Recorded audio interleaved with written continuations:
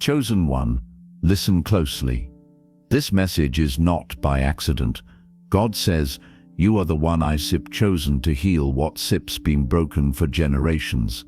You may not understand why your family feels so heavy, why you carry pain that isn't even yours, or why you're always the one trying to keep peace when everyone else gives up. But deep down you know this, something different lives inside you. You feel things others ignore, you forgive faster than you should, you love deeper than they understand. That's not weakness, that's calling. God didn't choose you because you were the loudest or the strongest. He chose you because you were willing. You've been wondering, why does it always fall on me to fix things?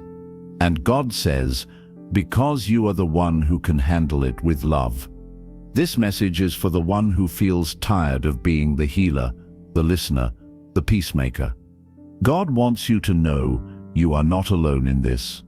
He's not punishing you with this responsibility. He's trusting you with it. Because through you, healing will begin. Through you, peace will return. Through you, generations will finally be free. There's something different you've been feeling lately when you're around your sister. It's not anger, it's not dislike, it's heaviness.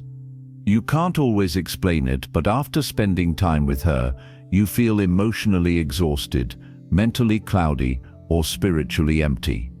You walk away feeling like something was pulled out of you instead of poured into you. Chosen one, that sip's not your imagination. That sip's your spirit sensing a spiritual imbalance. When your light grows stronger, not everyone around you can handle the shift, even family.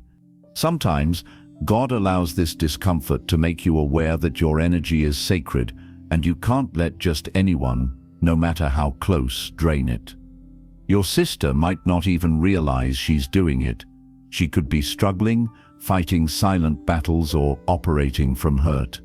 But because you carry divine energy, you absorb what others release. That's why God says, guard your peace. Not out of pride, but out of protection. He's not calling you to cut her off, but to set boundaries rooted in love. Instead of reacting, start praying. Instead of arguing, start listening to God's voice before responding. This is not a fight between you and her, it's a spiritual test. You're being trained to recognize the difference between connection and attachment, between helping and being drained. The more you grow, the more God will reveal who aligns with your spirit and who doesn't.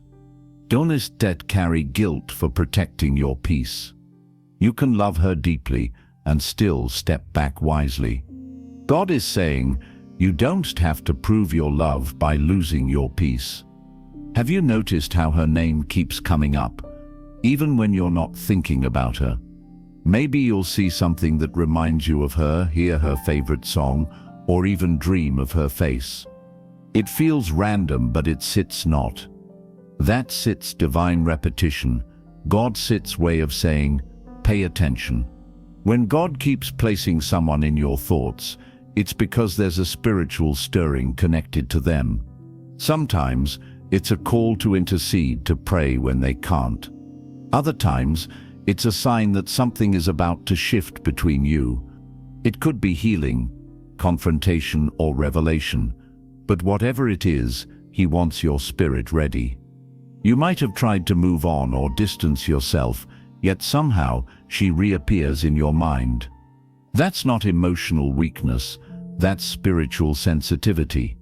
Chosen ones often carry a gift of discernment, and when someone in your circle is troubled, your spirit picks it up. It's like God giving you an early warning before the physical world catches up. But here sits the key. Not every divine reminder means reach out. Sometimes it means pray quietly and watch. Because God may be dealing with her directly, and your role is simply to cover her, not control her. When He brings her to your heart, don't rush to fix. Ask, Lord, what are you showing me? That simple question opens the door to divine instruction. You'll feel peace if it's time to connect, or restraint if it's time to wait. Either way, know this: God never wastes your thoughts. If she sits on your heart, there sits a reason. You are being spiritually positioned to play your part in what comes next. Lately, your dreams have been strange. You've seen your sister in places, moments, or emotions that didn't quite make sense. Maybe you saw her crying, distant, or even in danger. Maybe you saw her smiling, peaceful, and healed. Whichever way it came, you woke up knowing it meant something. Chosen one, God uses dreams to bypass the noise of your waking life. When your heart is quiet, He speaks in symbols, emotions, and visions. So when you dream of your sister, pay attention to what you felt, not just what you saw. If the dream felt heavy, it could mean she's battling something spiritual: fear, jealousy, confusion, or pain she can't express. If it felt calm and bright, it may be a sign of upcoming reconciliation or divine healing between you. Don't dismiss these dreams as random. They're spiritual messages, invitations from God to pray, discern, and prepare. Write them down, even the confusing ones. Over time, the meaning will unfold. God may be warning you of hidden danger, preparing you for change, or showing you what He's about to heal. Chosen ones often see the unseen before it manifests. That's why your dreams feel real. They are spiritual previews. God says, "I show you so you can stand in prayer before the storm arrives." If your dream was dark, don't fear. Pray light into it. If your dream was peaceful, thank God and guard that peace. Either way, know this: God trusts you enough to reveal what others can't see. He's using your dreams to guide your next step with your sister, and your response could be the key to her breakthrough. You used to be close. There were inside jokes, shared memories, and a bond that felt unbreakable. But now, there's set silence. Texts unanswered, calls avoided, emotions unsettled. It feels like something invisible has come between you. Chosen one, that space is not always rejection, it's divine redirection. God sometimes allows distance to protect your spirit while He works on theirs. When hearts are out of alignment, closeness can cause more pain than peace. So He steps in and says, "Let me create space for healing." You might feel lonely, even guilty for pulling back. But remember, separation doesn't always mean the relationship is over. It means it's being refined. Just as gold is purified through fire, relationships go through seasons of testing. If God removed her for a time, it's not to break you, it's to build both of you separately before reuniting with purpose. During this time, resist the urge to chase or explain. Let God do the unseen work. He's softening hearts, correcting motives, and revealing truths that words can't fix. Sometimes, silence says what conversation can set. And if you're the one being pushed away, trust the process. God says, you sit not losing her, you sit gaining clarity. When the time is right, what's meant will return, stronger, purer, and ordained. Until then, release her into God's hands and let Him write the next chapter. Chosen one, this is the hardest part. Because when God begins to test your forgiveness, He often uses the people closest to your heart. And that's exactly what's happening right now with your sister. You may not understand why she said what she said, why she turned her back, or why she acted like a stranger to someone who once knew your soul. It hurts. It feels unfair. You did nothing but love her, protect her, and wish her well, yet somehow you became the one misunderstood. And now your spirit feels torn between two voices, one saying defend yourself, and the other whispering, let it go. That whisper is God. Because this moment is not about her behavior, it's about your heart condition. He's watching not how she treated you, but how you respond when you're treated wrongly. And he said, saying, "Can you love without being loved back? Can you forgive when no one apologizes? Can you walk in peace when you deserve justice?"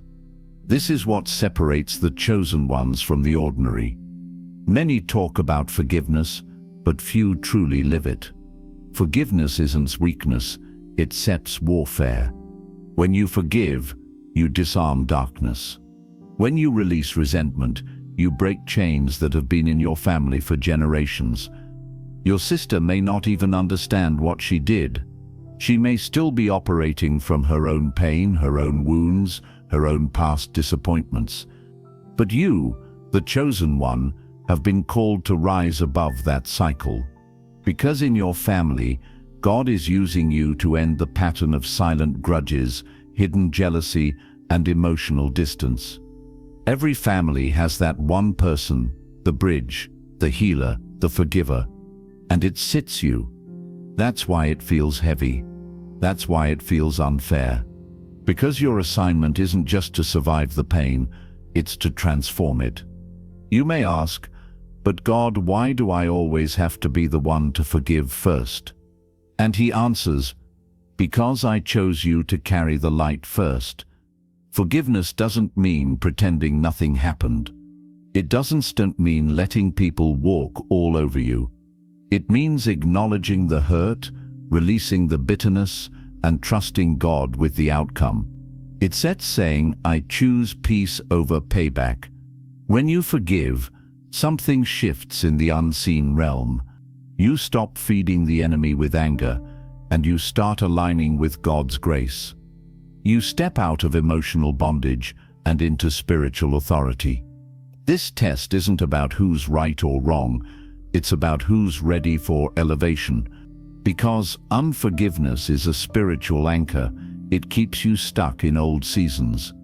But the moment you truly release it, God accelerates your next chapter. He sets saying to you right now, you can step into your new season with the weight of old wounds. Yusep cried enough over what she did. You've replayed that conversation 100 times in your head. But healing won't come through understanding, it'll come through release. Maybe she doesn't see your side, maybe she won't apologize. That's okay. Forgiveness is not a transaction, it's a transformation. You're not doing it for her, you're doing it for your peace. Because when you release her, you release yourself. And here's the truth. Sometimes when you forgive, people come back different. Sometimes they never come back at all. But in both cases, you win because forgiveness always leads to freedom.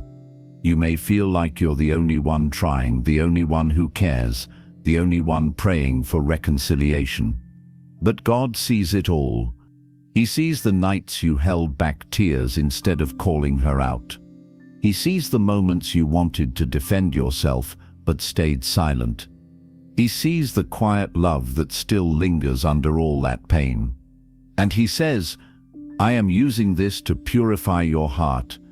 Because before God promotes you, he checks your heart posture. Before he trusts you with influence, he tests your capacity for mercy. So don't harden your heart. Don't let bitterness steal your blessings. Forgive not because she deserves it, but because you deserve peace. Remember what Jesus said, "Forgive them, for they know not what they do." That same grace now flows through you. You are being shaped into someone who reflects divine patience, divine love, divine strength. And when you forgive, something powerful happens. You break the spiritual inheritance of anger and division that may have plagued your bloodline for decades. You become the one who stops the cycle of sisters turning against each other, of hearts carrying years of unspoken pain. Your act of forgiveness is not small, it's generational healing. So if your sister hurt you, pray for her. If she lied about you, bless her.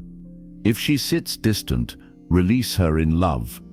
Because the moment you forgive her, you open the door for God to move, both in her life and in yours.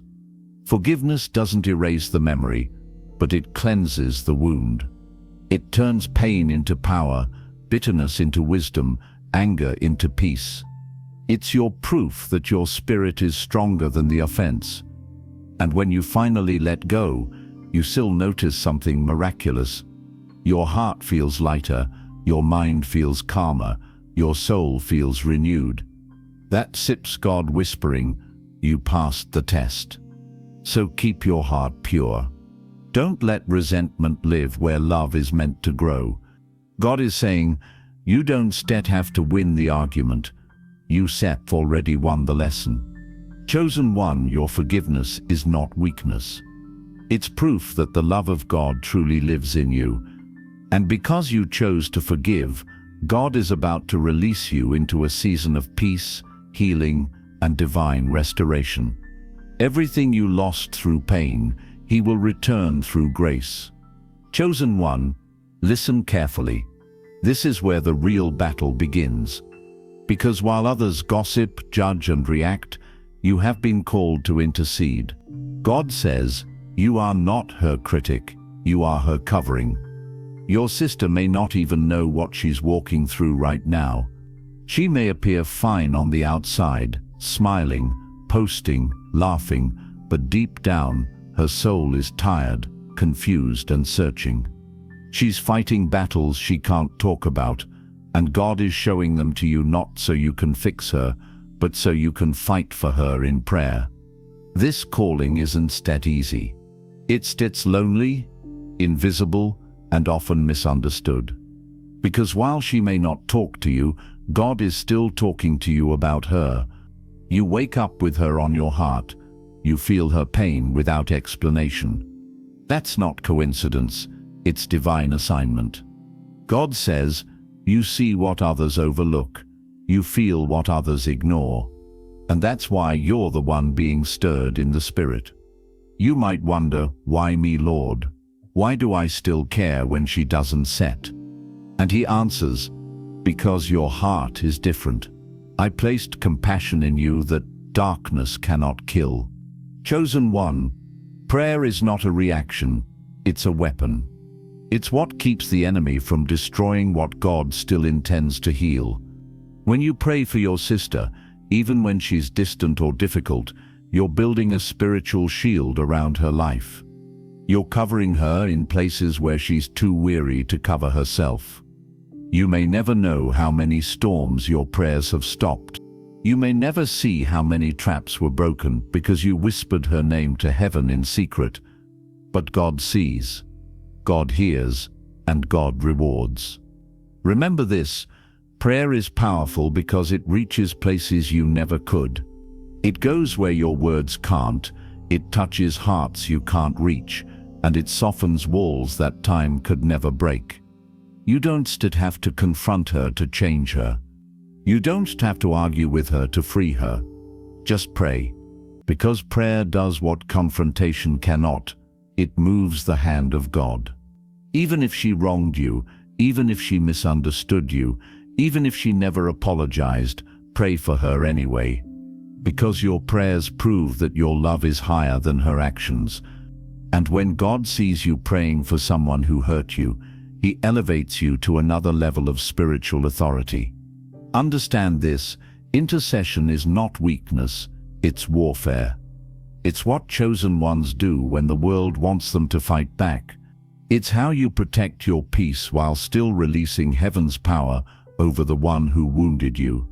You may not feel the results immediately. You may pray for weeks, months, even years, and see no change. But faith is not about seeing, it's about trusting. God says, keep praying when it sits quiet, keep standing when it sits lonely. Because when the time is right, the seed of every prayer will bloom. There may come a day when your sister suddenly changes, when her heart softens, her spirit awakens, and her eyes open. She may never tell you that it was your prayers that saved her. But heaven will know, and deep in your spirit, you'll feel it, that release, that peace, that quiet, knowing that something shifted. You might be the only one in your family who prays for her sincerely, and that's exactly why God chose you. Because he trusts you with her name, her story, and her soul. He knows you won't curse her with your words, you'll cover her with your prayers. Even if you've been hurt, even if you're still healing, your prayers still matter. Because intercession isn't about perfection, it's about obedience.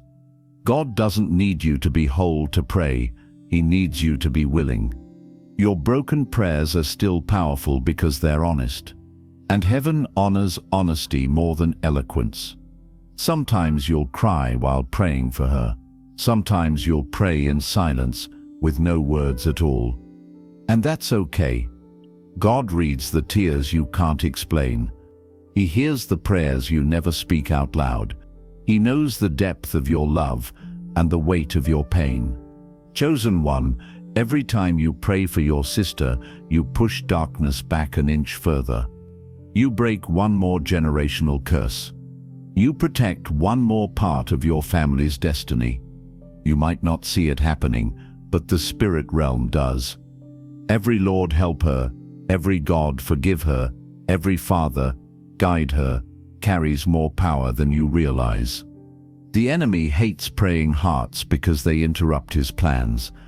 He'd rather you stay offended, angry, or bitter, because bitterness blocks blessings. But prayer invites miracles. Prayer turns pain into purpose. Prayer opens the door for reconciliation that words never could.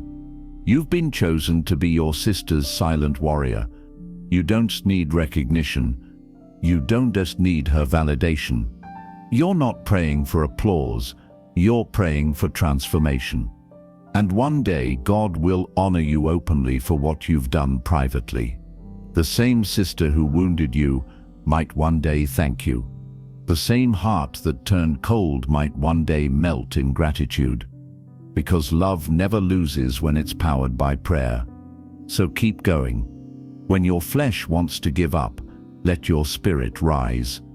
When it feels pointless, remember, intercession is never wasted. When you pray for her, you're reminding heaven that your love still believes, still hopes, still forgives. And that's what makes you a true chosen one. Not because you're perfect, but because you still choose love in a world that teaches bitterness. You still choose mercy when your heart aches for justice.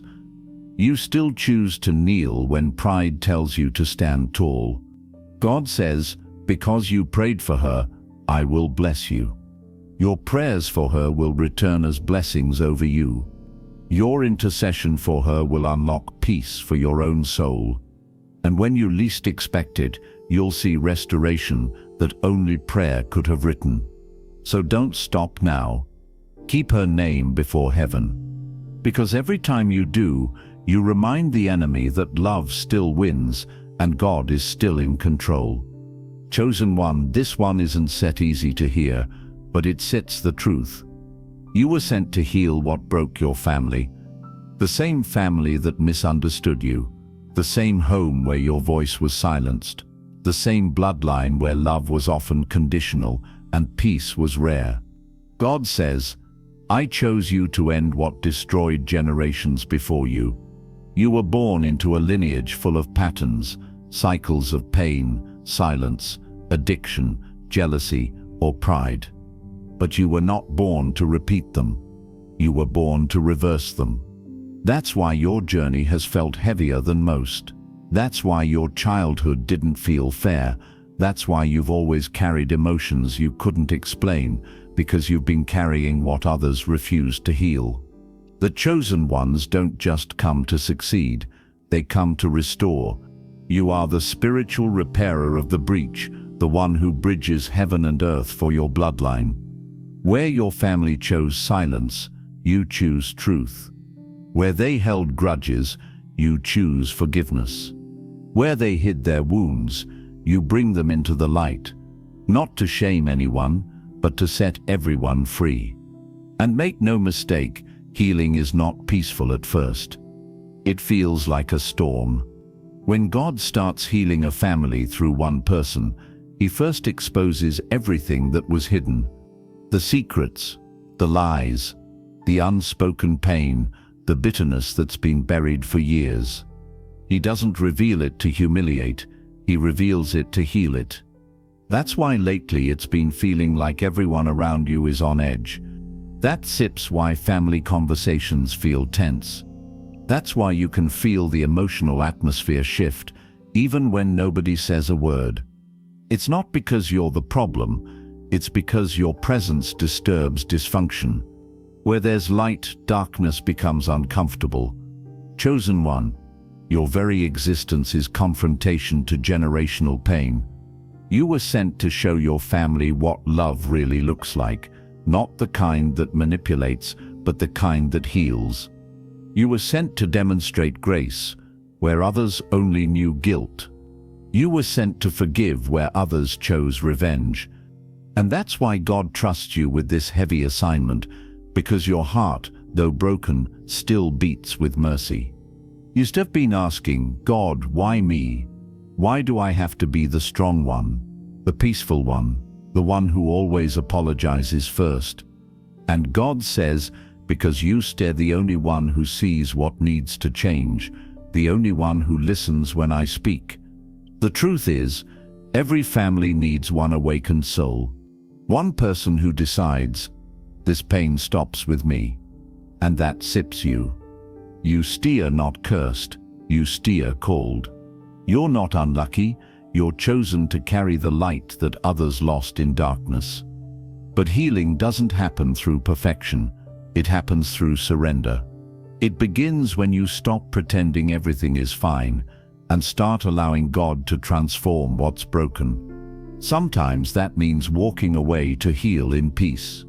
Sometimes that means setting boundaries, not out of anger, but out of love. Because you can't heal your family by destroying yourself in the process. There's a season where God will isolate you from the same people you're called to heal, not as punishment but as preparation. He'll pull you aside, break your pride, teach you patience and purify your heart. He'll show you the patterns, the controlling spirits, the emotional wounds, the silent resentments, and he'll say, now you see it clearly, don't dest repeat it. You still want to run back and fix everyone right away, but he'll whisper, let me heal you first. Because healed people heal people, but wounded people wound others. So before God uses you to transform your family, he transforms you. He softens the bitterness. He replaces the shame with wisdom. He teaches you to love them without losing yourself again. And when that inner healing starts to flow, it changes everything. Suddenly, your words carry peace instead of anger. Your silence holds wisdom instead of resentment. Your prayers carry authority instead of fear. Your spirit becomes a mirror, reflecting the image of what your family could be if they surrendered to God too. Don't underestimate what your healing does in the unseen realm. When you forgive your father, it releases something in heaven. When you show grace to your mother, it softens the generational spirit of pride. When you love your siblings despite betrayal, you shatter the cycle of division that's been running for decades. God is literally using your obedience to rewrite your family's spiritual DNA. Even if they don't understand it. Even if they still mock you. Even if they call you different or too deep, stay faithful. Because the same ones who criticize you now will one day come to you for guidance when everything else fails. And when that moment comes, don't say, I told you so. Say, I have been praying for this day. That's the heart of a true chosen one, gentle but strong. You were never called to fight your family. You were called to free them. There will be nights when you cry and say, God, they still never change. But heaven will whisper, neither did you, until my spirit touched you. Change takes time. Miracles take endurance. So keep standing in the gap. Keep praying, keep forgiving. Because your consistency is creating ripples in the spirit world that you can't yet see. There will come a day when healing becomes visible. When the arguments stop. When the silence turns into honest conversation. When laughter returns to the home that once held tension, it once be because someone won. It'll be because you chose love over pride. That sips the moment heaven's purpose will become clear. You weren't sent to be the favorite, you were sent to be the foundation. The one God used to rebuild what was falling apart. So keep going, even when it sits lonely. Keep loving, even when it sits one-sided. Keep praying, even when it feels like nobody's listening. Because God is watching. He's proud of the way you're handling the very pain that once tried to destroy you. He's proud that you didn't let bitterness turn your heart cold. He's proud that you kept the faith, even when you wanted to walk away. You are not just breaking chains, you are building legacy. You are planting seeds of peace that your children and their children will enjoy. They will never know the battles you fought, but they will live in the freedom you created. And one day when heaven shows you the story from above, you shall see it all clearly. Every tear was part of the healing. Every prayer was a brick in the foundation. Every trial was proof that God was healing the family through you. So, chosen one, lift your head. The warfare you face is not punishment, it's purpose. The rejection you feel is not personal, it's prophetic. Because when God heals a family, He doesn't start with everyone. He starts with one willing heart, and that heart is yours. Chosen one, before you go, listen carefully. This message wasn't just a reminder, it was confirmation. God says, "You are the one I chose to carry the light through the darkness of your family." You may not see the results yet, but every tear, every prayer, every silent night of holding it together is working in the unseen. You're not just surviving, you're shifting generations. Because of your obedience, your family will know peace again. Because of your forgiveness, curses are breaking that no one before you could break. And because of your love, the story of your bloodline is being rewritten right now. Don't lose hope when others don't understand you. They're not rejecting you, they're reacting to the light inside you. Keep shining anyway, keep loving anyway, keep believing anyway. God says, your name will be remembered in heaven as the one who brought healing to a hurting house. You may not get the credit, but you'll carry the crown. You are not forgotten. You are not alone. Heaven sees you. Heaven is proud of you. And heaven is healing your family through you. So lift your head, chosen one. You have done more than you know. And the same God who started this healing in your bloodline will be faithful to finish it through you.